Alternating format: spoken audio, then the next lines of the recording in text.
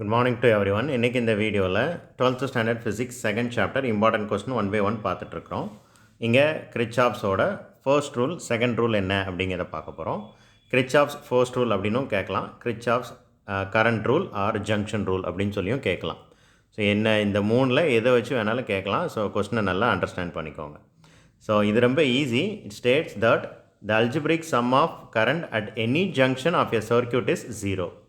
ஒரு சர்க்யூட்டில் ஏதோ ஒரு ஜங்ஷனில் வந்து ஜாயிண்ட் ஆகக்கூடிய எல்லா கரண்ட்டோட வேல்யூவை நீங்கள் ஆட் பண்ணிங்கன்னா அது 0க்கு ஈக்குவலாக இருக்கும். So it states that the algebraic sum of currents at any junction at a circuit is 0. இது ஒரு எக்ஸாம்பிள் மூலமாக பார்த்துடலாம். இப்போ இந்த சர்க்யூட் எடுங்க. இதில் வந்து I1 A அப்படிங்கிறது ஒரு ஜங்ஷன். அந்த ஜங்ஷனில் I1 அப்படிங்கிற கரண்ட் உள்ளே வருது, I2 அப்படிங்கிற கரண்ட்டும் உள்ளே வருது. ஆரோ மார்க்கை வச்சு அண்டர்ஸ்டாண்ட் பண்ணலாம். பட் I3, I4, I5 இந்த மூணும் என்ன செய்யுது அப்படின்னா வெளியில் போகுது. ஸோ அந்த ஆரோ மார்க்கை பார்த்தீங்கனாலே புரியும். ஸோ உள்ளே வர்ற கரண்ட்டுக்கெலாம் ப்ளஸ் சைன் கொடுத்துருக்குறாங்க, வெளில போகிற கரண்ட்டுக்கெலாம் மைனஸ் சைன் கொடுத்துருக்குறாங்க. ஸோ இது எல்லாத்தையும் ஆட் பண்ணால் அந்த வேல்யூ வந்து எதுக்கு ஈக்குவலாக இருக்கும்? 0க்கு ஈக்குவலாக இருக்கும். அவ்வளோதான். இதுதான் இந்த கொஸ்டினோட மீனிங். பார்த்துக்கோங்க. I1, I2 plus I3, I4, I5 இந்த மூணும் வந்து மைனஸ். ஓகே, ஃபர்ஸ்ட் ரூல் ஈஸியாக படிச்சிடலாம். செகண்ட் ரூல் படிப்போம். ஃபர்ஸ்ட் ரூலையும் செகண்ட் ரூலையும் கம்பேர் பண்ணி படிக்கணும். அப்போ தான் ரெண்டாவது ரூல் ஈஸியாக புரியும். அதையும் ஒரு எக்ஸாம்பிள் மூலமாக புரிய வைக்கிறேன். It states that in a closed circuit. So முதல்ல நீங்கள் பார்க்க வேண்டிய விஷயமே இதுதான். இதில் ஒரு வேர்டு நீங்கள் மாற்றி எழுதினாலும் என்ன செஞ்சுருவாங்க அப்படின்னா ஃபுல்லாக தப்பு போட்டுருவாங்க, மார்க் ஃபுல்லாகவே போயிடும். அது வந்து ஒரு ஜங்ஷன், இது வந்து ஒரு க்ளோஸ்டு சர்க்யூட். ஃபர்ஸ்ட் நீங்கள் நோட் பண்ண வேண்டிய விஷயம் அதுதான். The algebraic sum of product of current and resistance வேல்யூவையும் கரண்ட்டோட வேல்யூவையும் மல்டிப்ளை பண்ணி தான் ஆட் பண்ணணும். ஸோ இது நான் ஒரு எக்ஸாம்பிளில் புரிய வைக்கிறேன், அப்போது உங்களுக்கு புரிஞ்சிடும். ஸோ நீங்கள் எழுதும்போது நல்லா படிச்சுட்டு கான்செப்டை அண்டர்ஸ்டாண்ட் பண்ணிவிட்டு எழுதும்போது வேர்டிங்ஸ் எதையும் மாற்றி எழுதிட்டீங்க அப்படின்னா மீனிங் தப்பாயிரும். அதனால தான் புக்கில் இருக்கிற மாதிரியே எழுதணும்னு சொல்கிறாங்க. ஸோ ஒரு க்ளோஸ்டு சர்க்யூட்டில் இருக்கக்கூடிய கரஸ்பாண்டிங் ரெசிஸ்டன்ஸ் அண்ட் கரண்ட் வேல்யூவை மல்டிப்ளை பண்ணி அதுக்கப்புறம் என்ன செய்யணும்? ஆட் பண்ணணும். ஓகே, பண்ணால் அது எதுக்கு ஈக்குவலாக இருக்கும்னா each part of circuit is equal to total EMF induced in the circuit.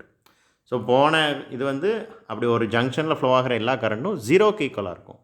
இங்கேயும் அதே ஞாபகம் வச்சு 0க்கு ஈக்குவல்னு எழுதிடுவீங்க. நோ, அது 0க்கு ஈக்குவல் கிடையாது. அந்த சர்க்யூட்டில் ஃப்ளோ ஆகக்கூடிய அந்த க்ளோஸ்டு பாத்தில் ஃப்ளோ ஆகக்கூடிய டோட்டல் இஎம்எஃப் வேல்யூவுக்கு ஈக்குவலாக இருக்கும். ஸோ இது ஒரு எக்ஸாம்பிள் மூலமாக பார்க்கலாம். இப்போ இந்த எக்ஸாம்பிள் 2.21 என்ன செஞ்சுக்கோங்க, எடுத்துக்கோங்க. 2.21 இந்த 2.21 பாருங்கள். ஃபர்ஸ்ட் என்ன க்ளோஸ்டு பாத் எடுத்துருக்குறாங்க அப்படின்னா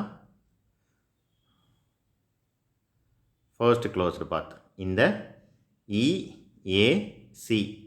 EAC அப்படிங்கிற க்ளோஸ்டு பாத் என்ன செஞ்சுருக்காங்க, எடுத்துருக்குறாங்க. இங்கே I1 R1 அப்படிங்கிறது கரண்ட்டு, R1 அப்படிங்கிறது அதோட கரஸ்பாண்டிங் ரெசிஸ்டன்ஸ். அந்த ரெண்டையும் மல்டிப்ளை பண்ணணும். அதே மாதிரி I2 R2 மல்டிப்ளை பண்ணிக்கோங்க.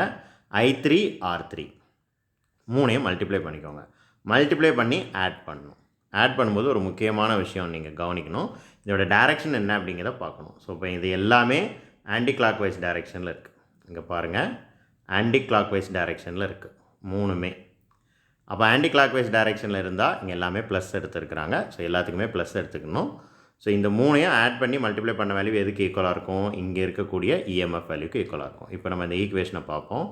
இங்கே இருக்குது பாருங்கள். I1 R1 மல்டிப்ளை பண்ணிட்டாங்களா? I2 R2 மல்டிப்ளை பண்ணிட்டாங்க. I3 R3 எல்லாமே ஆன்டி கிளாக் வைஸ் டைரெக்ஷனில் இருந்தனால ப்ளஸ். இதெல்லாம் எதுக்கு ஈக்குவல்? அங்கே இருந்த இஎம்எஃப் வேல்யூவுக்கு ஈக்குவல். இதே இது ரெண்டாவது பாருங்கள், ரெண்டாவது பார்ட் பாருங்கள். ABCA அப்படிங்கிற க்ளோஸ்டு பார்த்து எடுத்துக்கிடுவோம். அங்கே பாருங்கள், இதெல்லாம் மல்டிப்ளை பண்ணணும். I2 R2 மல்டிப்ளை பண்ணணும், I4 R4 மல்டிப்ளை பண்ணணும், அண்டு